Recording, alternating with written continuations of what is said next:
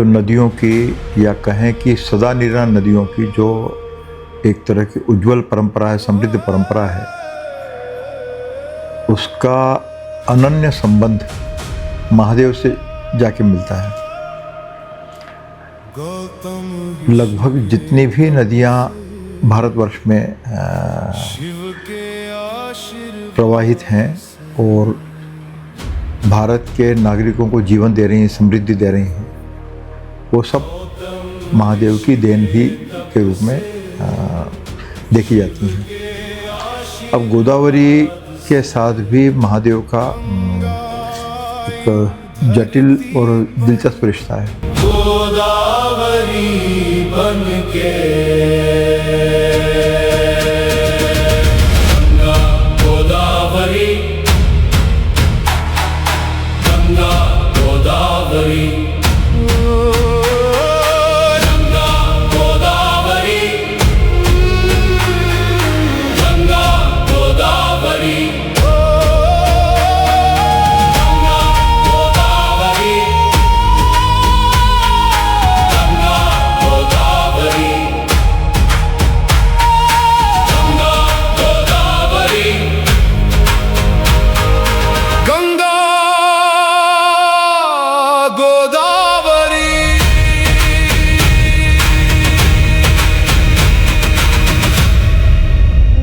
गोदावरी नदी, जिसे भारतीय उपमहाद्वीप की दक्षिण गंगा या वृद्ध गंगा के रूप में पूजा जाता है, केवल एक जलधारा नहीं बल्कि भारत के हृदय स्थल की सांस्कृतिक चेतना का जीवंत प्रवाह है।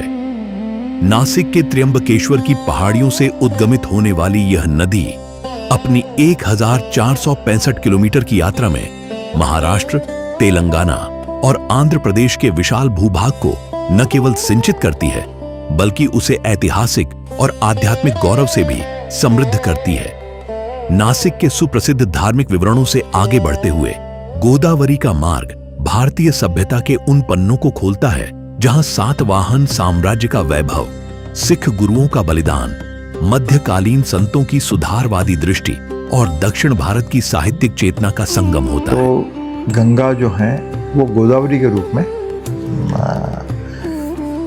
धरती पर, भारत की धरती पर प्रवाहित है और जिन्होंने न केवल गौतम ऋषि को बल्कि अपने परिक्षेत्र में और भी समाज जो हैं उनको भी पाप मुक्त करने का काम किया, श्रेय जाता है उनको। और वैसे भी हमारे यहाँ जो सारी नदियाँ हैं, चाहे गंगा हो, जमुना हो, कावेरी हो, क्षिप्रा हो, तमाम जो नदियाँ हैं, हमारी मान्यता ही है कि वो मनुष्य को और समाज को पाप मुक्त करती हैं। जैसे गंगा के बारे में भी है कि हम प्रयागराज में हम देखें या बनारस में देखें, काशी में देखें, तो जब तक वो एक मुक्ति का उसका गहरा संबंध है।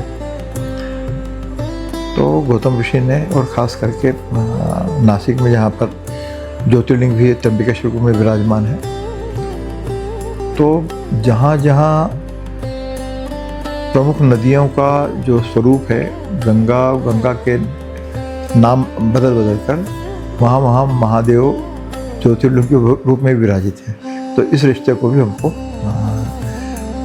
इस तरह से भी देखने की जरूरत है। नासिक के उपरांत गोदावरी के तट पर स्थित सबसे प्राचीन और ऐतिहासिक रूप से महत्वपूर्ण नगरों में पैठण, प्राचीन नाम प्रतिष्ठान का स्थान सर्वोपरि है। यह नगर औरंगाबाद, अब छत्रपति संभाजी नगर के निकट गोदावरी के उत्तरी तट पर स्थित है और सदियों तक दक्षिण पथ व्यापार मार्ग का मुख्य केंद्र रहा है। पैठण का इतिहास ईसा पूर्व दूसरी शताब्दी से प्रारंभ होता है, जब यह शक्तिशाली सातवाहन राजवंश की राजधानी के रूप में उभरा। पुरातात्विक साक्ष्यों और शास्त्रीय ग्रंथों जैसे पेरिप्लस ऑफ द एरिथ्रियन सी से यह स्पष्ट होता है कि पैठण का व्यापारिक संबंध सुदूर रोमन साम्राज्य तक विस्तृत था। यहां से प्राप्त सिक्के, मिट्टी के पात्र और मोतियों के अवशेष एक अत्यंत विकसित शहरी सभ्यता की पुष्टि करते हैं।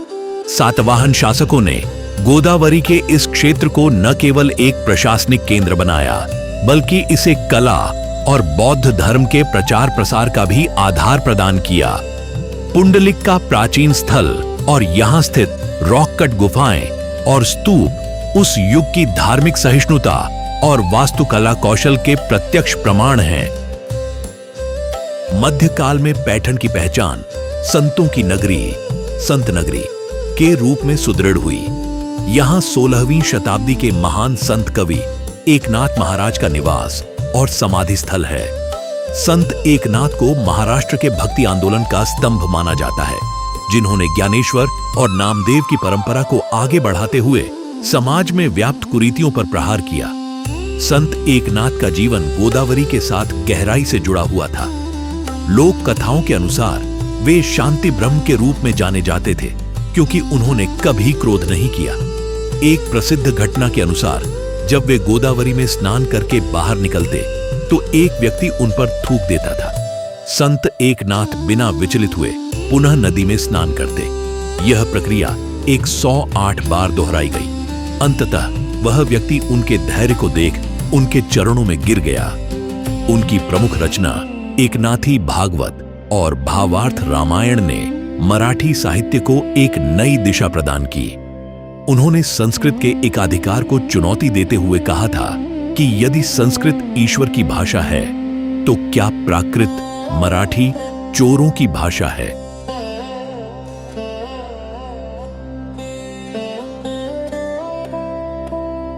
पैठण अपनी पैठणी साड़ियों के लिए भी विश्वविख्यात है, जिसका इतिहास 2000 वर्ष पुराना बताया जाता है। लोक कथाओं के अनुसार एक बुनकर को देवी पार्वती ने स्वप्न में दर्शन देकर ऐसी साड़ी बुनने का निर्देश दिया था जो अलौकिक हो।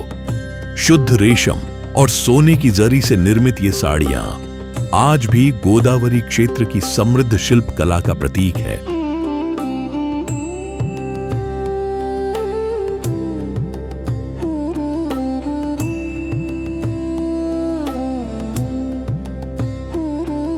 जैसे ही गोदावरी महाराष्ट्र के पूर्वी भाग की ओर बढ़ती है, वह नांदेड़ शहर पहुंचती है, जो सिखों के 5 पवित्र तख्तों में से एक तख्त सचखंड श्री हुजूर साहिब का घर है।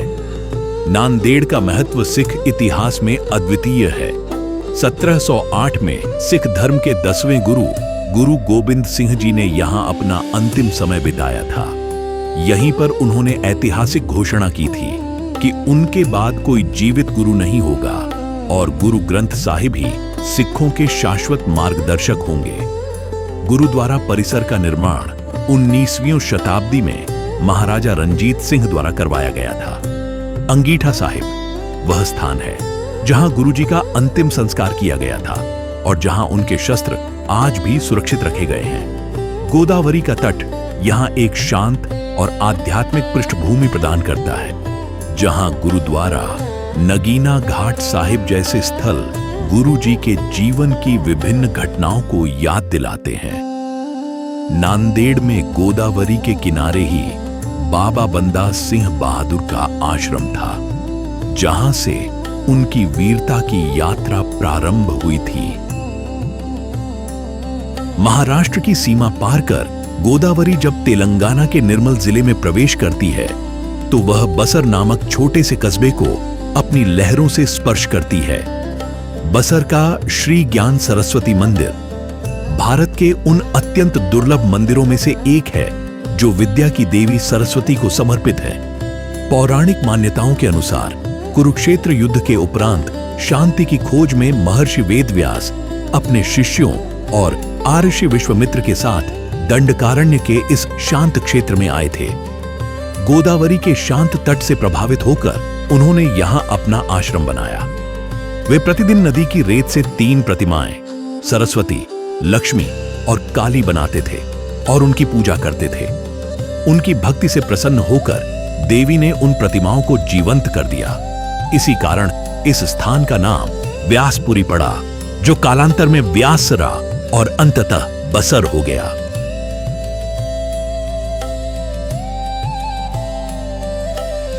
तेलंगाना के भद्राद्री कोठागुडेम जिले में स्थित भद्राचलम गोदावरी के तट पर स्थित सबसे प्रसिद्ध राम मंदिरों में से एक है। इसे रामायण काल से जुड़े महत्वपूर्ण स्थलों में गिना जाता है। भद्राचलम नाम भद्र नामक एक आशी के नाम पर पड़ा है, जो मेरु पर्वत के पुत्र थे। लोक कथा के अनुसार भद्र ने दंडकारण्य में गोदावरी के तट पर भगवान राम के दर्शन के लिए कठोर तपस्या की थी। भगवान राम ने अपनी वनवास यात्रा के दौरान उन्हें वचन दिया था कि वे सीता की खोज से लौटते समय उन्हें दर्शन देंगे। हालांकि राम के अवतार समाप्ति के बाद भी भद्र की प्रतीक्षा जारी रही। तब भगवान विष्णु ने वैकुंठ राम के रूप में प्रकट होकर उन्हें कृतार्थ किया। भद्राचलम के मुख्य विग्रह में भगवान राम के 4 हाथ हैं, जिसमें वे शंख, चक्र, धनुष और बाण धारण किए हुए हैं और माता सीता उनकी बाईं गोद में बैठी हैं। भद्राचलम का आधुनिक इतिहास 17वीं शताब्दी के संत कवि कंचरला गोपन्ना से अटूट रूप से जुड़ा है, जिन्हें भक्त रामदास के रूप में पूजा जाता है। वे गोलकोंडा के सुल्तान अबुल हसन कुतुब शाह तानाशाह के शासनकाल में भद्राचलम के तहसीलदार थे। उन्होंने जनता के दान और सरकारी राजस्व लगभग 6 लाख स्वर्ण मुद्राएं का उपयोग करके मंदिर का भव्य पुनर्निर्माण करवाया। बिना अनुमति सरकारी धन के उपयोग के आरोप में उन्हें गोलकोंडा के किले में 12 वर्षों तक कठोर कारावास में रखा गया। जेल की दीवारों के बीच उन्होंने राम की स्तुति में हृदय स्पर्शी संकीर्तनों की रचना की। प्रसिद्ध लोक कथा है कि स्वयं भगवान राम और लक्ष्मण ने राम जी और लक्ष्मण जी के वेश में सुल्तान को पूरी राशि लौटा दी और रामदास को मुक्त करवाया। सुल्तान ने इस चमत्कार से प्रभावित होकर मंदिर के लिए वार्षिक अनुदान, मोती और अन्य सामग्री की परंपरा शुरू की, जो आज भी तेलंगाना सरकार द्वारा निभाई जाती है। भगवान श्री राम, इनका भी नदी परंपरा से कुछ अद्भुत रिश्ता हमको देखने को मिलता है।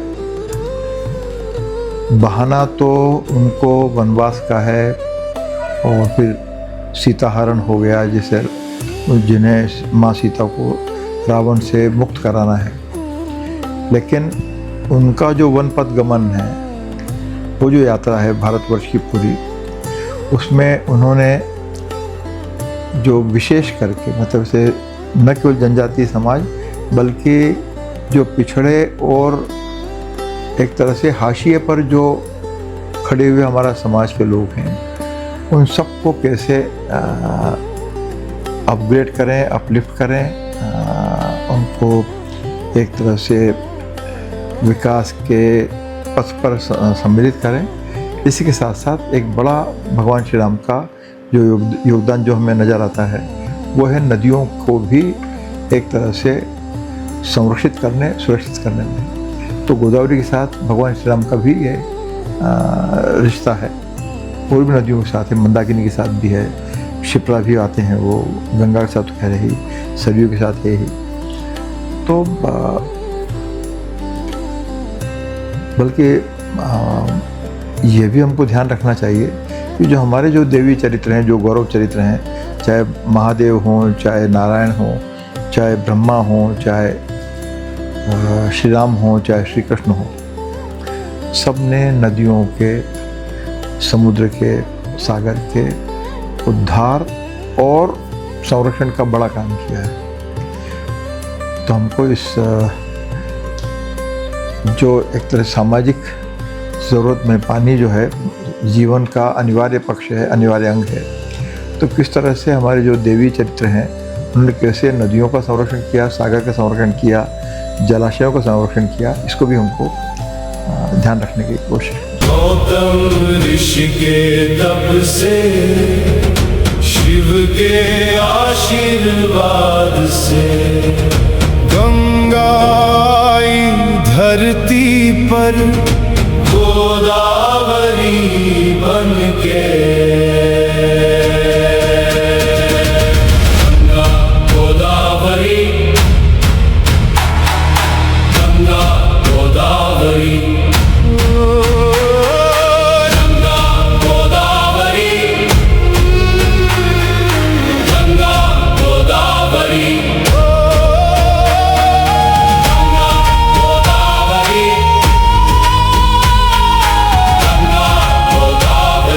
वीर भारत न्यास भारत के युग युगीन संस्कृति को अगली पीढ़ी तक ले जाने के लिए भारतीय संस्कृति से जुड़ी किताब